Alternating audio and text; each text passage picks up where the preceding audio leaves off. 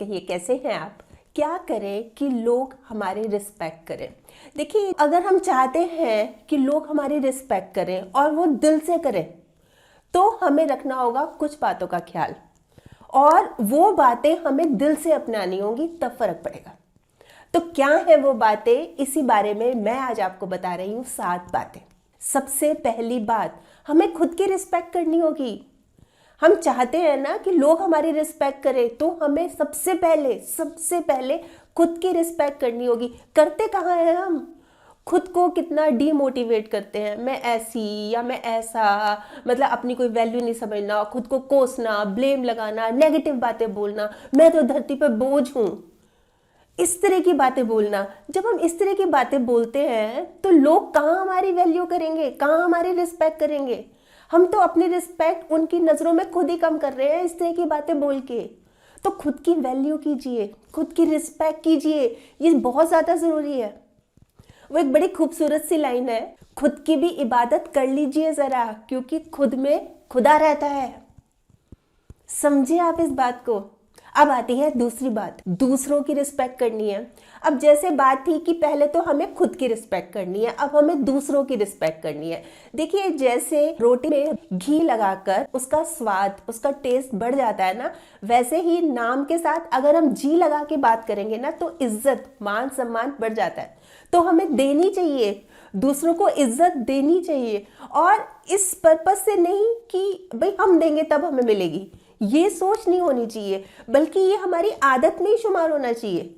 मतलब ये हमारी हैबिट ही होनी चाहिए कि हमने सबसे रिस्पेक्ट से बात करनी है। और ये बात भी नहीं है कि कोई अमीर है, गरीब है, छोटा है, बड़ा है, उसको उस हिसाब से, उस लेवल से हमने रिस्पेक्ट देनी है। नहीं, सभी से आराम से। अगर एक ऑफिस में बॉस है, उससे भी ऐसी बात करनी है, और एक वहां पर कर्मचारी है, एम्प्लॉय है, उससे भी वैसे ही बात करनी है। मतलब सबसे एक ही लहजे में और बहुत अच्छे से, बहुत रिस्पेक्टफुली बात करनी है। आपको पता है, जब हम किसी का अपमान कर रहे होते हैं ना, जैसे बुराई, चुगली, पीठ पीछे बात, उसका मजाक उड़ाना, जब इस तरह की बातें कर रहे हो, जब हम किसी का अपमान कर रहे हो, तो एक तरह से हम अपना ही सम्मान खो रहे हैं। बताइए आप, हम अपना ही सम्मान खो रहे हैं।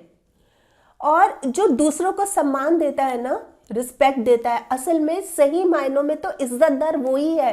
वो क्यों? क्योंकि जिसके पास जो होता है वही तो देता है। जिसके पास इज्जत होती है इज्जत देता है, जिसके पास अपमान होता है वो अपमान देता है। हम कई बार ये सोचते हैं ना कि हम सामने वाले को कुछ देना चाह रहे हैं, समझ नहीं आ रहा क्या दें, समझ नहीं आ रहा क्या दें, तो उसको रिस्पेक्ट दे। बहुत बड़ी बात होगी ये। क्लियर? अब आती है तीसरी बात, रिस्पेक्ट चाहते हैं ना, तो खुद की वैल्यू बना के रखनी है। खुद की वैल्यू हम क्या करते हैं, जैसे ना किसी की हम बहुत केयर करते हैं, ख्याल करते हैं, तो हम उसके लिए हमेशा अवेलेबल रहते हैं। भाई मैं हूं ना, आप चिंता क्यों कर रहे हो, हमेशा अवेलेबल रहते हैं। उससे क्या होता है कि ना, लोग फॉर ग्रांटेड ले लेते हैं।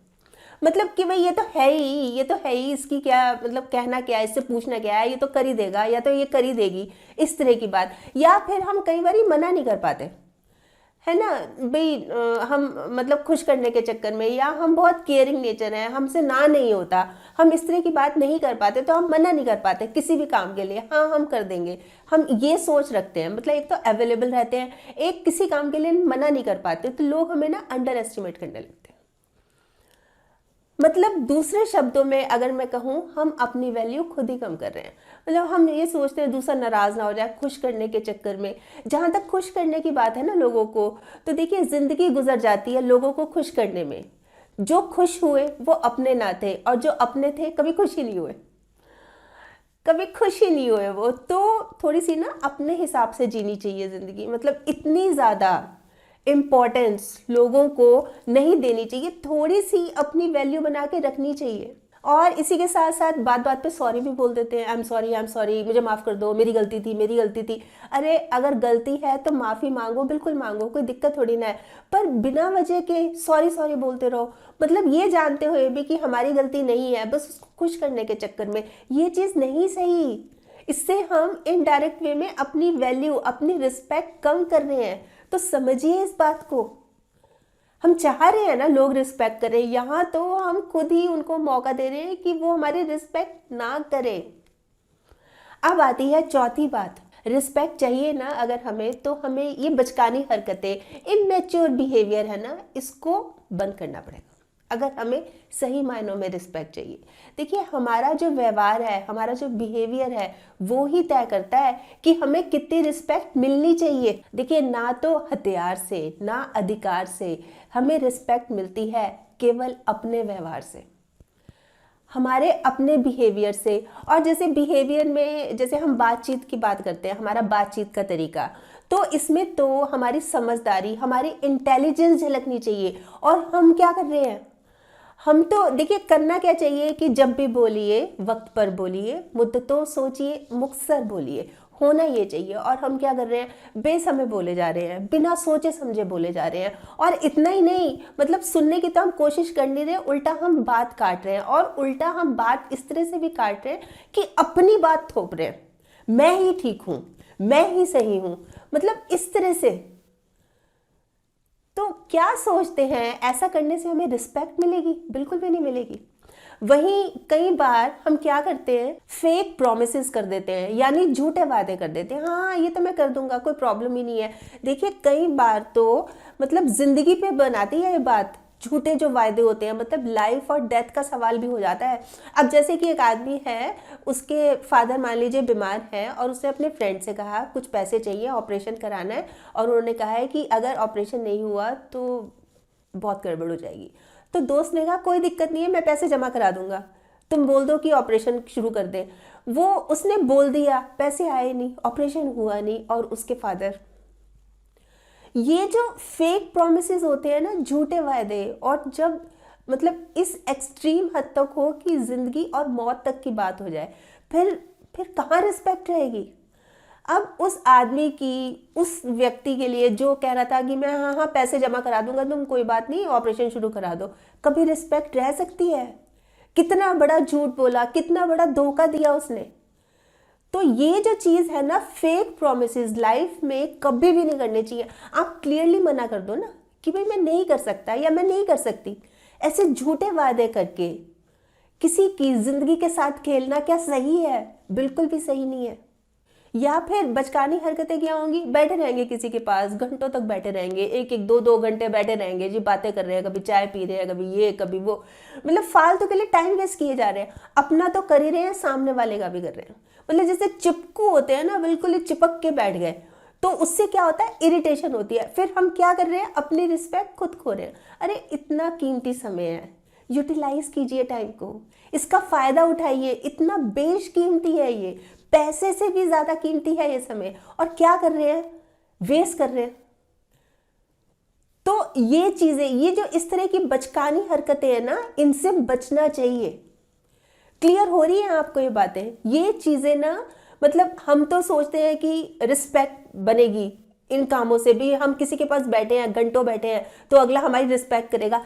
उल्टा हो रहा है, ये सब गड़बड़ हो रहा है ये। अब आती है पांचवी बात, हमें ना हम्बल रहना है, विनम्र, डाउन टू अर्थ। मतलब हमारे पास कितना ही रुपया पैसा हो, कितनी सारी गाड़ियां क्यों ना हो, कितना बड़ा घर क्यों ना हो, कितना ही कुछ क्यों ना हो, घमंड नहीं करना, कभी घमंड नहीं करना। मतलब बिल्कुल डाउन टू अर्थ, मतलब जिससे भी मिल रहे हैं बहुत आराम से, बहुत प्यार से, बहुत रिस्पेक्टफुली। जब हम इस तरह से करेंगे ना, तो लोग हमारी तरफ खींचे चले आएंगे। वरना बोलते हैं ना, अरे पैसा होगा तो इसके अपने घर में होगा, हमारे को क्या दिखा रहा है।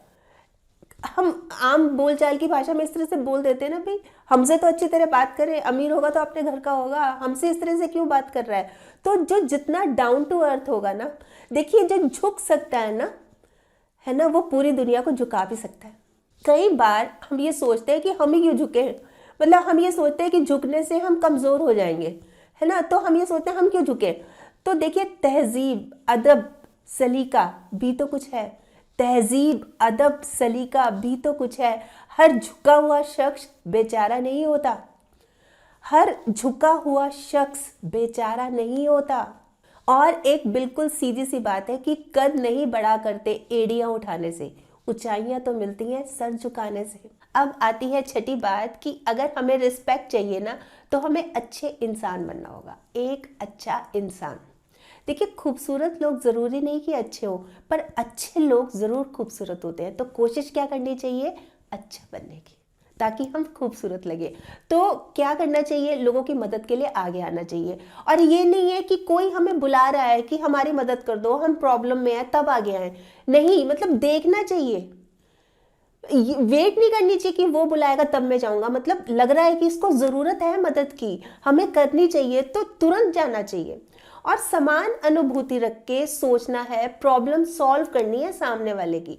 मतलब ये नहीं है कि उसको किसी प्रॉब्लम में डाल देना है, ये सोचना है कि इसका हल कैसे निकले, ये प्रॉब्लम से बाहर कैसे निकले, भाई मेरे साथ ये प्रॉब्लम हो तो मैं किस तरह से सॉल्व करूंगा, इस तरह से। और आवाज उठानी है, कोई प्रॉब्लम में है तो उसके लिए आवाज उठानी है। मतलब जैसे हम किसी प्रॉब्लम में हैं तो अपनी आवाज उठानी है, कोई दूसरा प्रॉब्लम में है ना तो उसके लिए भी आवाज उठानी है। मतलब ये सही नहीं हो रहा, इस तरह से भाई ये इनजस्टिस है, इसके खिलाफ हमें आवाज उठानी चाहिए और हमें उठानी है। जब हम इस तरह का करेंगे ना काम, तो खुद ब खुद मतलब लोगों के दिलों में एक अलग ही जगह बन जाएगी। देखिए, फूलों की खुशबू तो हवा के साथ फैलती है, बस जिस डायरेक्शन में हवा है उसी डायरेक्शन में वो खुशबू जाती है। लेकिन आदमी की अच्छाई चारों दिशाओं में फैलती है, चारों दिशाओं में फैलती है। तो ज़रूरत क्या है, अगर हमें रिस्पेक्ट चाहिए ना, अच्छा इंसान बनना है। अब आती है सातवीं बात, हमारे ना अपने प्रिंसिपल्स हों, हमारी अपनी वैल्यूज़ हों, और ना सिर्फ हो उनके ऊपर हम स्टिक भी रहें। अपने, हम बोलते हैं ना कई बारी, असूलों का पक्का है ये जो आदमी है या ये जो लेडी है ये अपनी असूलों की पक्की है। मतलब प्रिंसिपल्स हो, वैल्यूज़ हो और उस पर डटे रहें।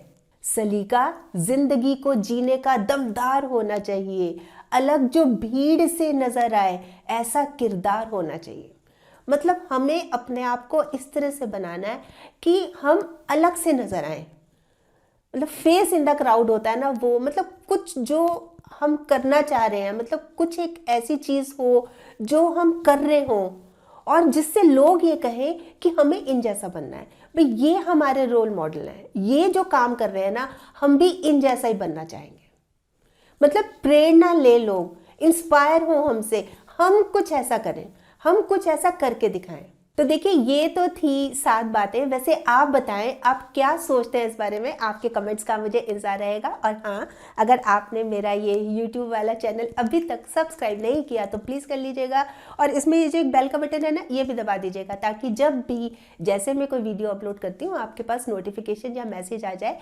और अगर आपको ये वीडियो अच्छा लगा, आपको लग रहा है कि हाँ किसी और के काम भी आ सकता है, तो प्लीज़ आप इसको शेयर भी ज़रूर कर लीजिएगा। ठीक, बाय।